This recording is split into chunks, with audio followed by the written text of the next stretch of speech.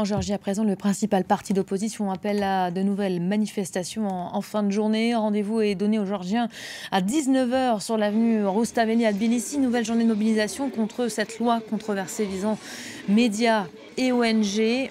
Le point tout de suite avec notre correspondant Régis Janté au lendemain de manifestations qui ont viré aux affrontements entre manifestants et forces de l'ordre. Écoutez.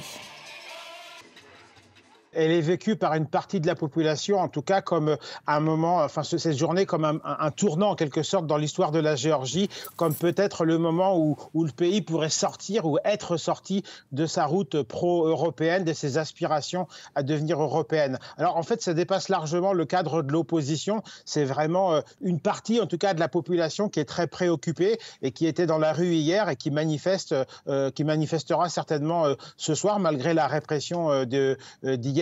Beaucoup de jeunes, notamment, étaient dans la rue cette nuit. Alors, ça concerne plutôt ce qu'on pourrait appeler les élites, entre guillemets, c'est-à-dire les gens qui travaillent dans le secteur des ONG, le secteur associatif, ceux qui travaillent pour vraiment faire que la Géorgie, au niveau de ses lois, de ses pratiques politiques, sociales, économiques, soit plus proche de l'Europe et de l'Occident. Cela concerne aussi les médias qui sont très inquiets. Donc, c'est plutôt cette partie-là de la population. On n'est pas sûr encore que le gros de la population soit véritablement derrière les manifestants. Et c'est tout l'enjeu de la manifestation de ce soir et des jours à venir, certainement, de savoir si le gouvernement recevra un signal assez fort de la part d'une bonne partie de la population.